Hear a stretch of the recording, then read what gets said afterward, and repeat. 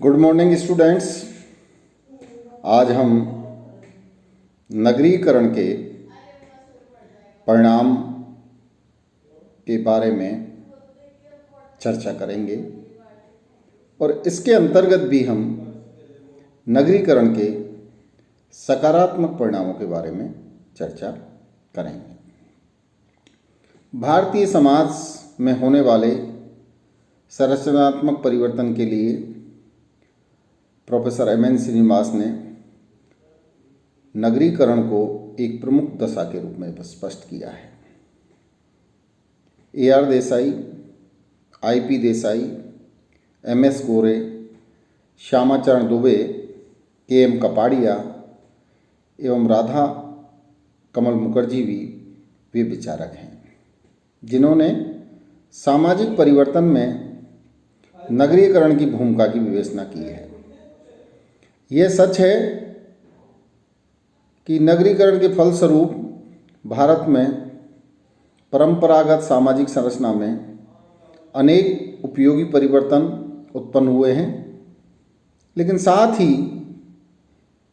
इसके फलस्वरूप अनेक नई समस्याएं भी पैदा होने लगी हैं।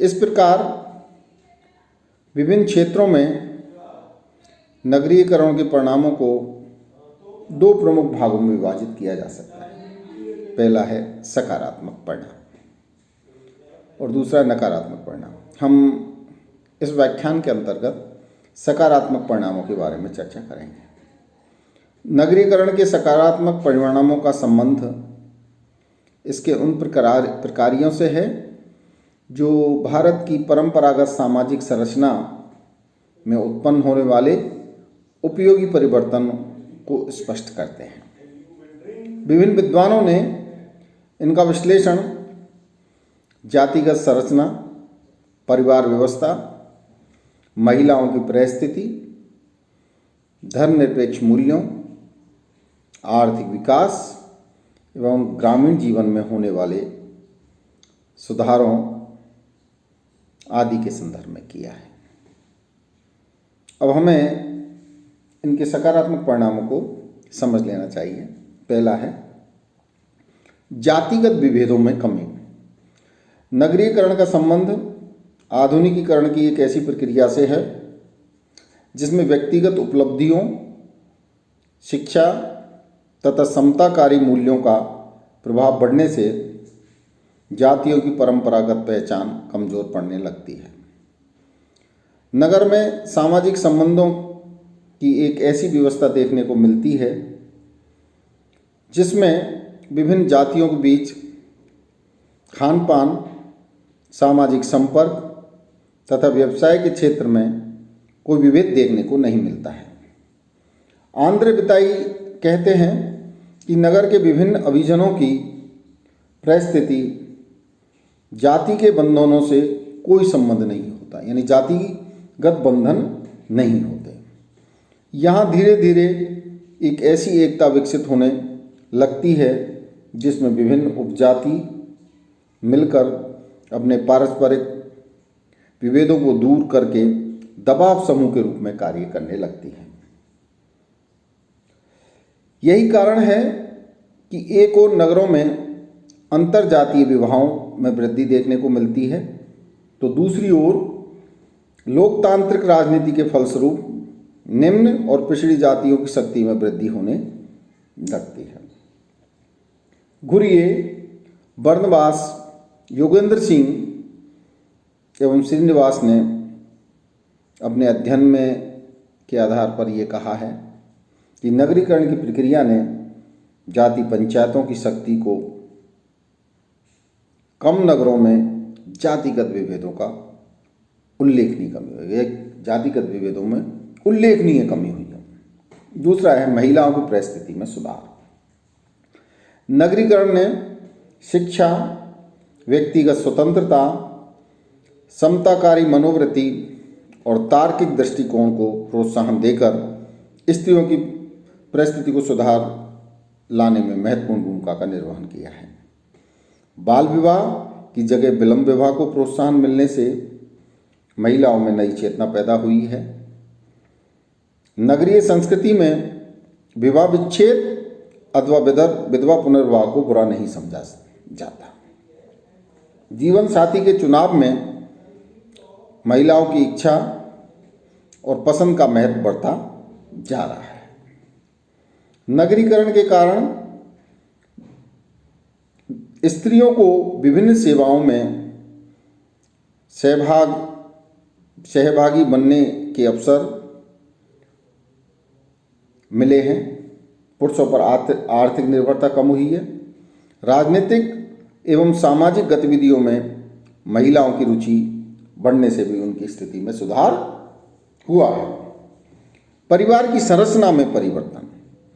नगरीयकरण का एक उपयोगी परिणाम परिवार की संरचना में होने वाले परिवर्तन के रूप में सामने आया है। नगरीय परिवारों पर आईपी देसाई, केएम कापाडिया एवं एलन रॉस जैसे विद्वानों ने आनुभविक अध्ययन करके ये स्पष्ट किया कि नगरों में विभिन्न दशाओं के प्रभाव से संयुक्त परिवार की जगह केंद्रक या एकाकी परिवारों का महत्व बढ़ा है। इसके फलस्वरूप लोग संयुक्त परिवार के उस पर्यावरण से निकल रहे हैं जिसका व्यक्ति को सड़ी गली रूढ़ियों, नातेदारी संबंधों तक ही सीमित रखता था। नगरीय मनोवृत्ति में वृद्धि होने से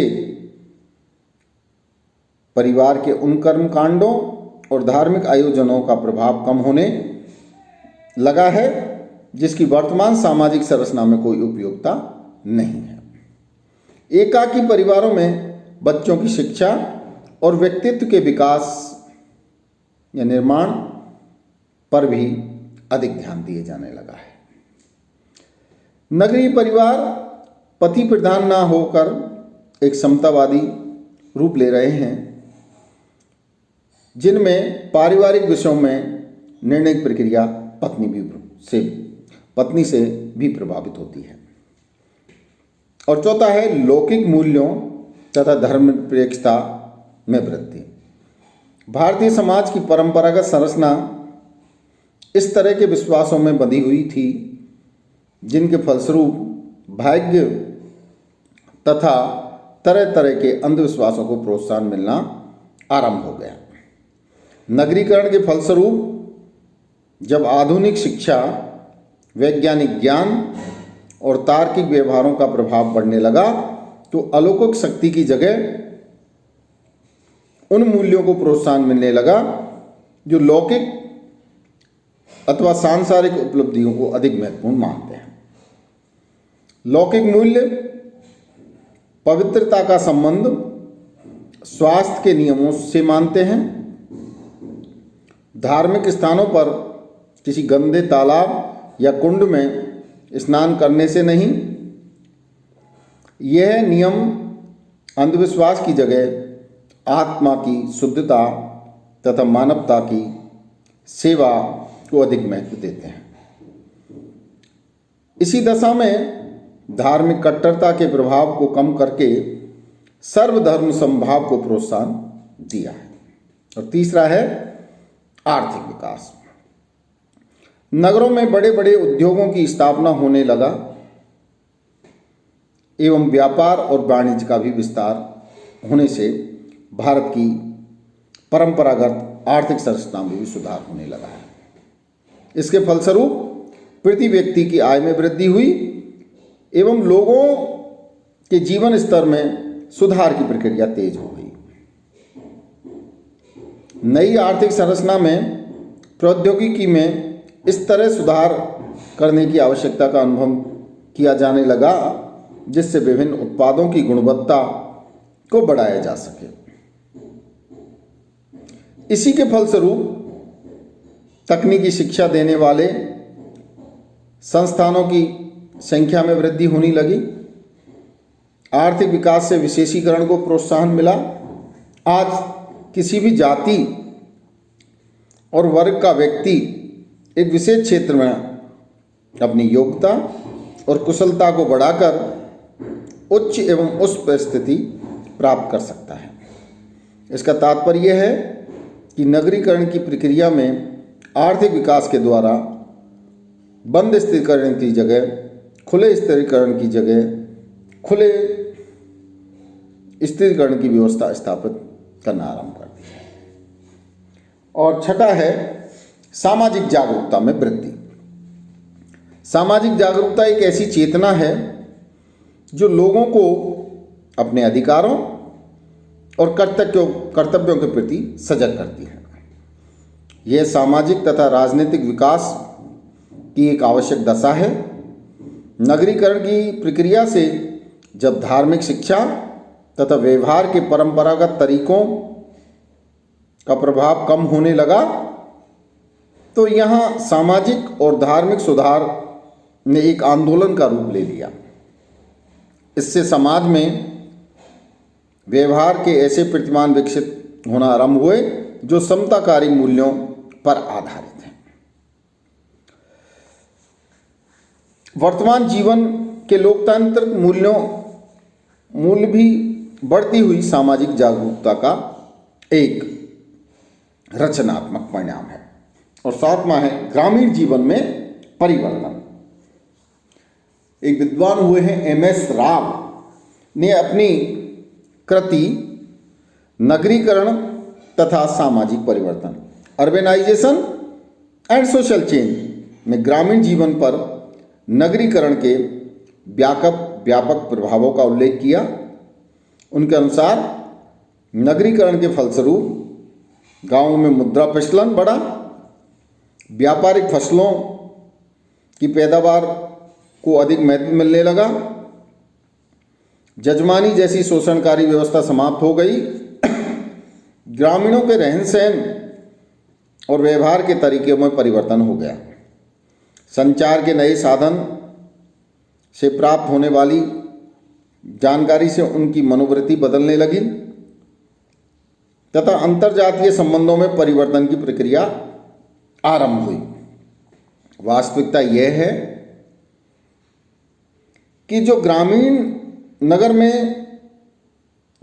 लोग हैं नगर में जाकर नहीं रहते, उनका जीवन भी नगरीय संस्कृति से प्रभावित होने लगता है। इसी का परिणाम है कि ग्रामीणों के दृष्टिकोण में परिवर्तन होने के साथ ही अब वे अपने अधिकारों के प्रति अधिक जागरूक होने लगे हैं। इस प्रकार यह बात तो स्पष्ट हो जाती है कि नगरीकरण ने हमारी सामाजिक संरचना, व्यवहार के तरीकों और मनोवृत्तियों में व्यापक परिवर्तन लाकर सामाजिक परिवर्तन लाने में महत्वपूर्ण भूमिका निभाई है। आज जीवन के प्रत्येक क्षेत्र में आधुनिकीकरण का बढ़ता हुआ प्रभाव नगरीकरण का ही परिणाम है। इसी कारण नगरीकरण को सामाजिक परिवर्तन का एक संरचनात्मक प्रक्रिया के रूप में माना है। क्या माना है? नगरीकरण को सामाजिक परिवर्तन की एक प्रमुख संरचनात्मक प्रक्रिया के रूप में माना है। धन्यवाद।